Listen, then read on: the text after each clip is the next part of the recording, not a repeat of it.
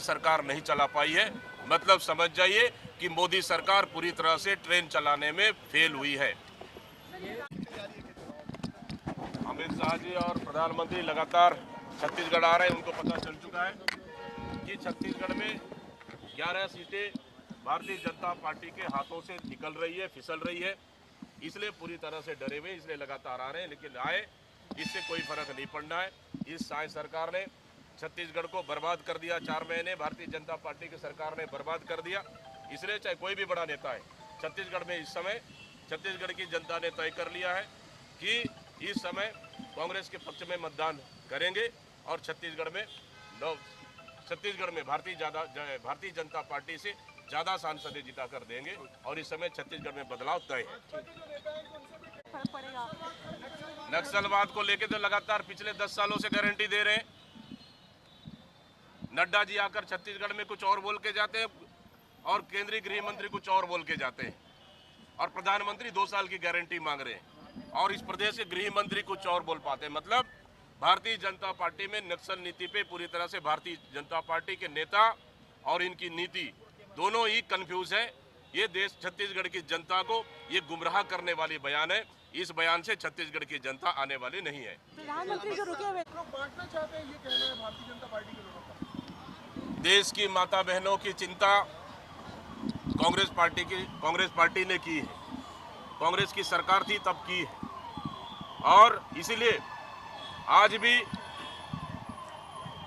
बल्कि नरेंद्र मोदी की सरकार ने देश की जनता और महिलाओं को हक को छीनने का, डाका डालने का काम किए महंगाई बढ़ाने के नाम से। बल्कि कांग्रेस की सरकार और कांग्रेस पार्टी देश की माता बहनों के मंगलसूत्र बचाने का काम की है। उदाहरण मैं दे रहा हूं, जब देश में युद्ध की स्थिति रहा, लड़ाई चल रही थी, तो देश की प्रधानमंत्री स्वर्गीय इंदिरा गांधी ने अपने गहने तक सेना को दान किए थे। ये चीज शायद भारतीय जनता पार्टी को याद नहीं है। देश की कुर्बानी के लिए, देश के लिए बलिदान, जब स्वर्गीय राजीव गांधी जी की हत्या हुई तो सोनिया गांधी ने अपना मंगलसूत्र तक देश के बलिदान में दे दिए।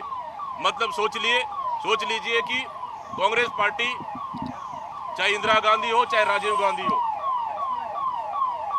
अपने गहने तक देश के बलिदान और देश के लिए समर्पित की है।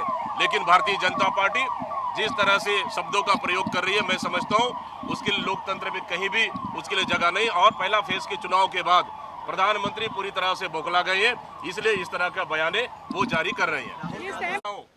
आज शायद प्रधानमंत्री जी रुके हुए हैं, चले गए, लेकिन भाषण तो देंगे।